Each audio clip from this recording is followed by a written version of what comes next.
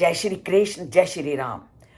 तमसा नदी के किनारे अपना मनोरंजन करते हुए दो पक्षियों में से जब शिकारी ने एक पक्षी का वध कर दिया और उस पक्षी का वध कर दिया जिसका उसमें कोई भी अपराध नहीं था और जो पूरी तरह से अपने कार्य में मग्न थे, जब एक पक्षी का वध कर दिया और दूसरा पक्षी उसके लिए करुण क्रंदन करता है, तो इस हृदय को चीरने वाले दृश्य को देख करके वाल्मीकि मुनि के मन में दया के भाव का उठना स्वाभाविक था। और दया के भाव के उठते ही उनके मन से ये श्लोक उत्पन्न हो गया, तथा करुण वेदित्वात् अधर्मो अयम इति द्विजा निशाम्ये रुदति क्रौंचिम इदम वचनम अब्रवीत। कि जैसे ही वाल्मीकि मुनि ने इस करुण दृश्य को देखा, अर्थात एक को घायल और दूसरे को उसके प्रति रुदन करते हुए देखा, तो उन्होंने जब इस करुण वातावरण को देखा तो उनके मुख से सहसा ये शब्द निकल पड़े, अधर्मो अयम इति द्विजा।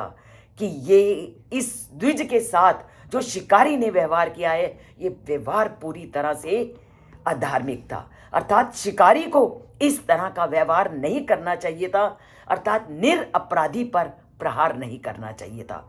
और जब निरअपराधी पर प्रहार होकर के उसके साथी के उन्होंने निशाम्ये रुदतिम क्रौंचिम और उसके प्रति उसकी क्रौंची को जब विलाप करते हुए देखा, तो वाल्मीकि मुनि के मन में करुणा से युक्त अनेकों वचन, अनेकों शब्द उनकी वाणी से स्वाभाविक रूप से प्रकट हो गए। और वो स्वाभाविक वचन कौन से थे, इसे हम कल के श्लोक में जानेंगे, क्योंकि वही स्वाभाविक वचन रामायण का मूल आधार है।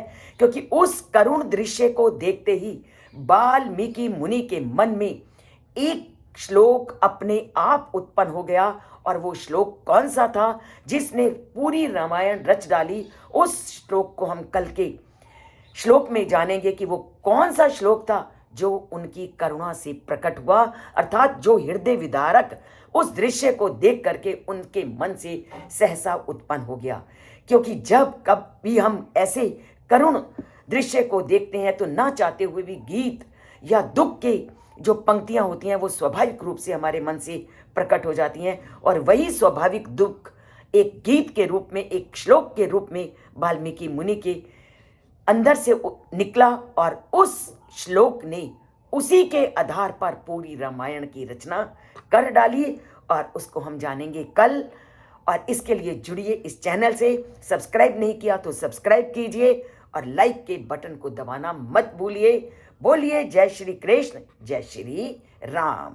और परमात्मा से नाता जोड़िए और जन जन तक रामायण को पहुंचाइए और धरती को अपनी संस्कृति से जोड़ते जाइए।